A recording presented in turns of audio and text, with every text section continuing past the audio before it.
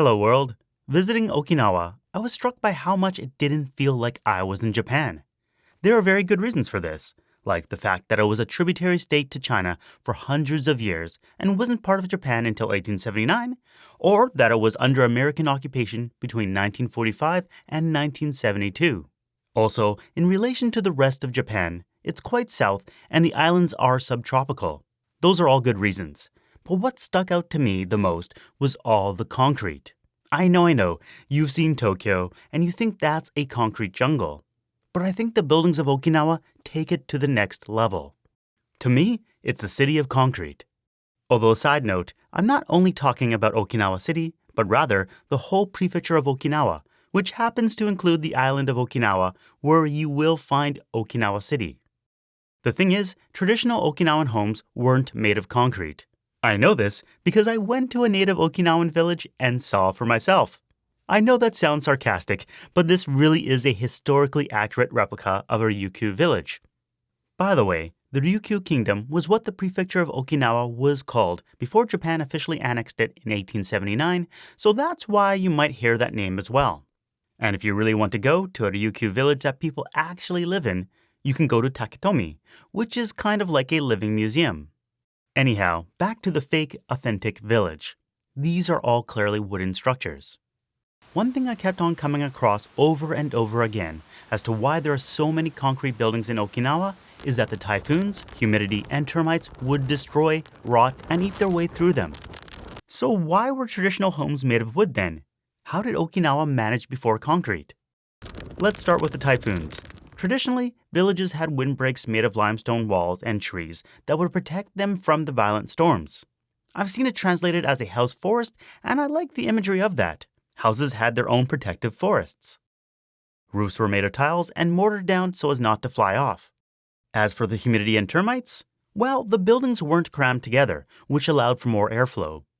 There's also a crawl space underneath to provide ventilation and reduce humidity. And timber that was more bug-resistant was selected. During World War II, around 100,000 houses, or about 84% of the homes in Okinawa, were destroyed. And what happened to many good locations that weren't destroyed was they were expropriated by the US military for the construction of their bases. So a majority of those house forests were either destroyed during the war or removed to make way for construction. This all led to less protection from typhoons. With no housing, the US military made a plan to build emergency housing. And in the 4 years between 1946 and 1949, they helped to build 75,000 units. The prefabricated housing was designed by a local architect, Nakazawa Hisao. They were to be made of 2x4s with a thatch roof. While it seemed good in theory, they were hastily built and materials were often substituted.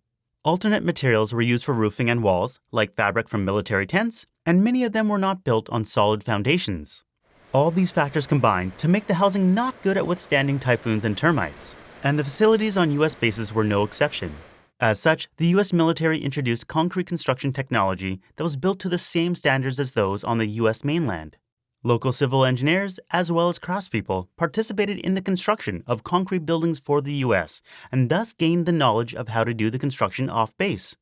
In the 1950s, there was a movement to spread the technology of concrete construction to private residences, and the same Okinawan architect that designed the emergency housing proposed a loan system that gave preferential treatment to concrete houses.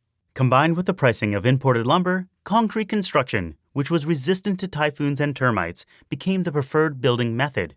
So much so that today, 90% of Okinawan houses are made of concrete. もう基本はもうコンクリート住宅でもう台風に備えるっていうか、もう昔からもう台風が通過するところなので。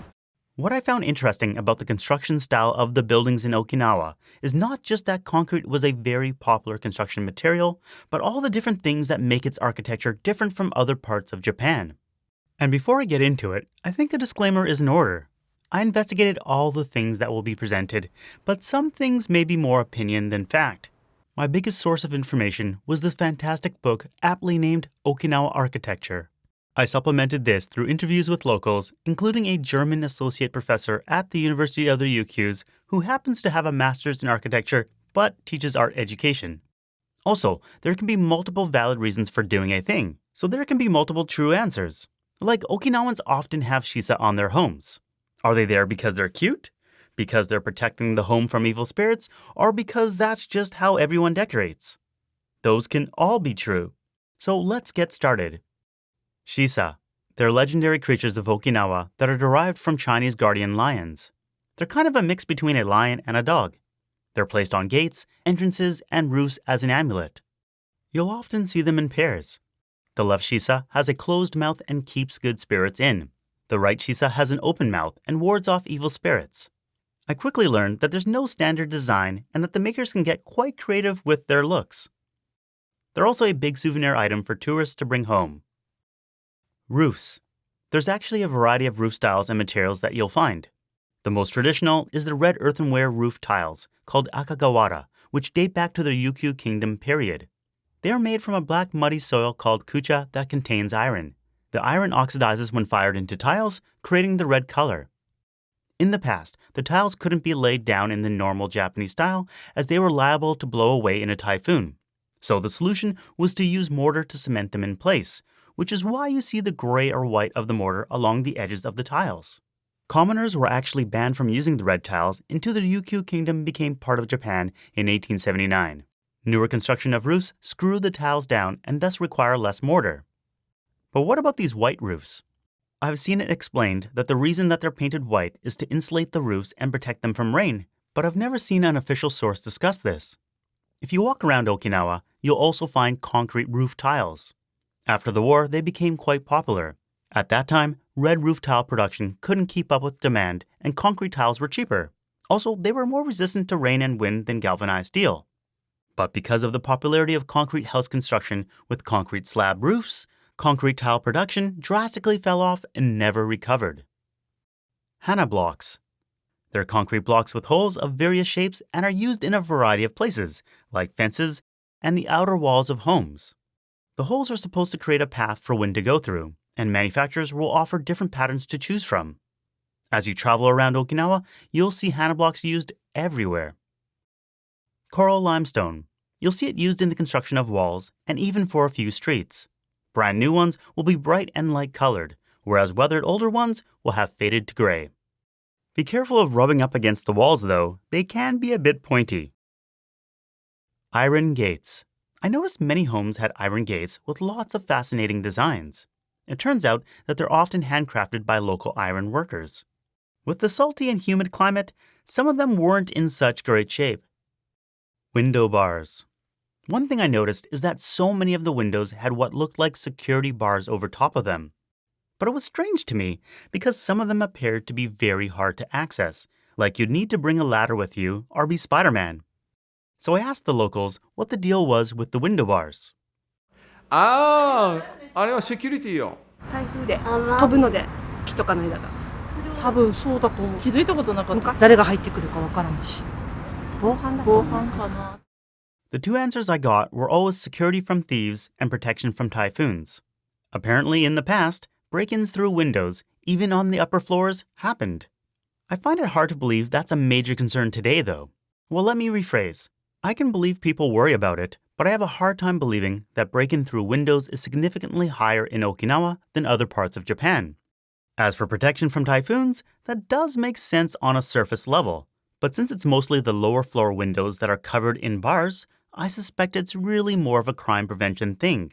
Yeah, I don't know. I mean, generally I think people in Okinawa, but also in Japan, they're afraid of burglaries, even there's almost no burglaries in Japan. And maybe, I don't know, like in post-war era, there were some periods where there was maybe more crime problems, so maybe it comes from that times.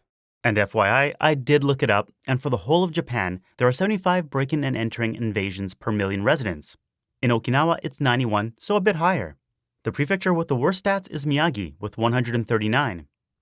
But overall, the number of invasion crimes across Japan has plummeted to be 8 times less than it used to be at its post-World War II peak in 2002. Okinawa has seen a similar decline. So yeah, I can easily see how in Okinawa, breaking and entering might have been a big issue, but it doesn't seem that it's the case today. Built-in ladders. A lot of the roofs are flat and often have access via little built-in ladders or full-blown stairways. When you see the built-in ladder, I think it's fair to assume that it's meant for occasional access to the roof, probably for water tank maintenance. If it's a stairway, then that's more likely to be for regular access to the roof, where it can be used as a gathering spot. Although I can't figure out this stairway. It seems a bit much for maintenance purposes, but I don't think you'd be going on the roof to hang out. Water tanks. In the past, water tanks were installed to prepare for water outages during droughts. This isn't a problem any longer since many dams have been created to ensure there's fresh water available at all times. If you look across the landscape, you'll still see some new buildings with water tanks, but it seems it's a case of being overly cautious versus necessary. Big balconies. Basically, every house and apartment in Japan has a balcony. They're mostly small and utilitarian, used for hanging laundry. But in Okinawa, I found them much bigger than the average Japanese balcony, and there was a good percentage of them that had them on the rooftop. Residents told me they have big balconies because they like the idea of hanging out. But in reality, it's hot in the sun, so people end up gathering inside instead. So while filming, I rarely saw people using their balconies to hang out on. 昼間は絶対登んないよ。日が暮れてからとか、またはサンセットの時間にね、夕日を見ながらとかさ、で写真撮ったりとかさ。External stairways. Walking around, I was surprised to see the number of non-apartment buildings with external stairways, some of which go up all the way to the roof. Asking around, I was told a big reason was because Okinawans build with the idea of adding to their home. Instead of a stairway on the inside, though, they use stairways on the outside. Extension pillars. These are somewhat associated with those external stairways. On many lots, the only possibility for expansion was up, and thus extension pillars were created so that an extra floor could potentially be added in the future.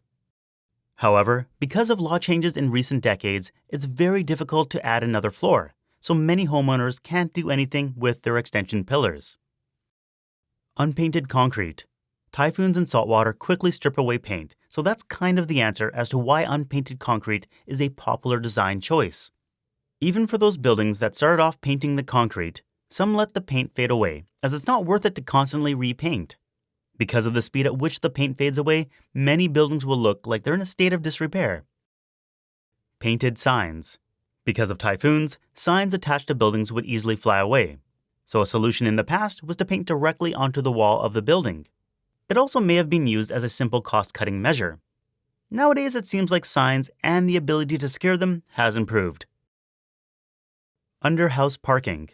You'll see that some houses are lifted by pillars to create space. Okinawa is a car society, and relatives like to gather for events, so a place to park many cars makes sense. Alleys. There are a lot of little alleys called Tsujigawa. After the war, many Okinawans were sent to camps. Upon their release, they needed places to live, yet many had their land taken from them for military use.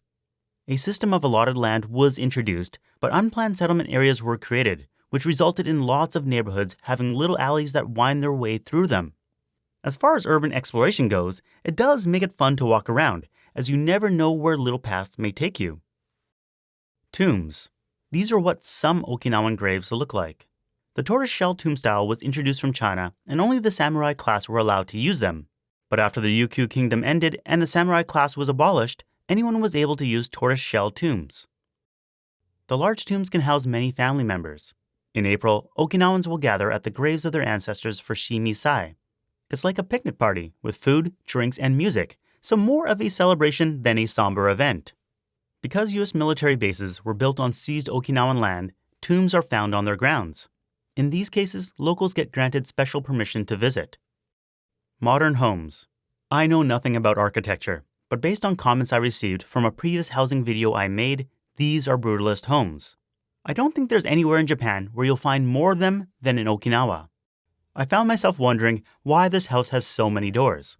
There's the main one, but there's a small one over here, and if you look up, there's another one.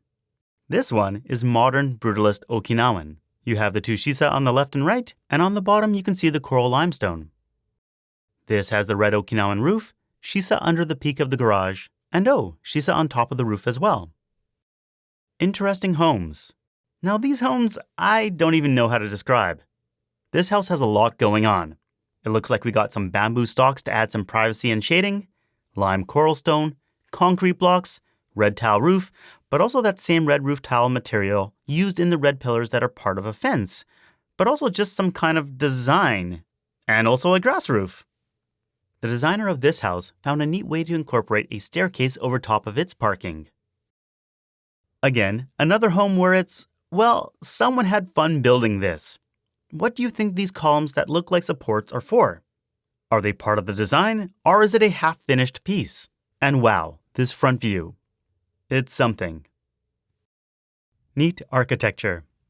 Now I'm just making up categories so that I can show you more stuff that I found interesting. But I purposely chose this shot because if you look at it closely, you'll see so many Okinawan elements in it. Have you spotted them all? And I also chose this shot because it leads to one of the highlights, Shuri Castle. I think you can see it clearly in the background now. Unfortunately, it burnt down again in 2019, which was sadly only 3 decades after they finished rebuilding it in 1992 after having been destroyed in 1945 during the war. But as you can see, it was gorgeous. They're rebuilding it again. Behind me, you'll see Naha's City Hall. It kind of reminds me of the Hanging Gardens of Babylon. It was designed by the same fellow who made the Nakagin Capsule Tower in Tokyo that was recently torn down. Urasawa City Hall goes all in on the brutalist style. And this is the community center in Miyazato. This is the Okinawa Prefectural Museum and Art Museum. Yes, there are 2 museums in the name, and sadly, I didn't get a chance to have a closer look. If I had gotten my drone up in the air, you'd get a better view, but this is the Okinawa Churaumi Aquarium. The whale shark in there is a sight to see. Even the schools in Okinawa go for that unpainted concrete look. And the churches are no exception. Although this one does have a coat of paint on it, but obviously distinctly Okinawan in design. Abandoned homes. It's amazing to see how fast homes get overtaken by the local flora. So there's a small house behind that, you could say. Yeah. I wonder how long that takes.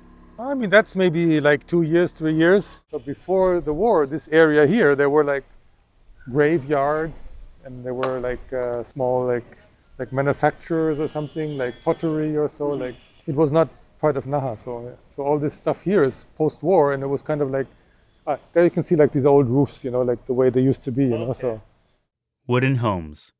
What I've been secretly trying to hide from you while filming is that nowadays there are many buildings that are built out of wood. In fact, starting in 2020, wood homes overtook reinforced concrete homes for new single-detached housing starts in Okinawa. Although if you consider all buildings, like apartments and commercial facilities, reinforced concrete is still the standard. Wood construction was previously slow in Okinawa due to lack of facilities to provide timber for building houses.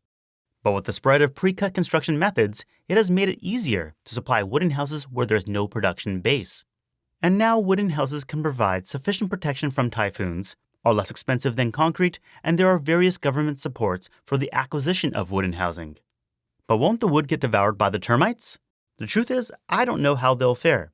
Nowadays, all across Japan, it's common to use termiticides to prevent termite damage.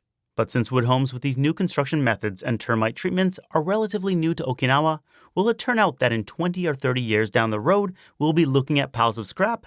It would make a good follow-up video, wouldn't it? If you've enjoyed this video and others on my channel that go into detail about how and why something exists, you may be interested in this video on how ski resorts end up as snow paradises. It gets into the nitty-gritty of how they operate, from the installation of new lifts, to artificial snow creation, to the collection of melting snow for city water reservoirs.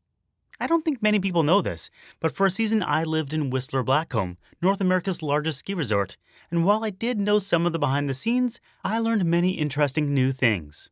And that video is original to Nebula. Nebula is a streaming service co-owned by over 150 creators, which now includes me. This and all future videos of mine will be there ad-free and sponsor-free. And you can get exclusive content from many high-quality creators I like Wendover Productions and their series Jetlag the Game, which has a Nebula exclusive podcast that discusses the behind-the-scenes of every episode. And if you use my link, you not only get access to Nebula classes, where many creators talk about their processes and how they build their content, but you also get a 40% discount on annual plans, which means it goes down to as little as $2.50 a month. I get a portion of subscription fees from anyone using the link, so you would be supporting my channel directly. If you enjoyed this video, I'll have another 1 or 2 videos about Okinawa coming up. And I have to say, it's the easiest place to interview people. My sister-in-law and I were having a tough time trying to talk to locals because we were quite shy, But eventually, we went to a big park and started asking people. 100% of everyone who was asked did the interview. If it were in Tokyo, I think the response rate would be more like 10 or 20%. So yeah, stay tuned for more footage from Okinawa. Thanks for watching. See you next time. Peace.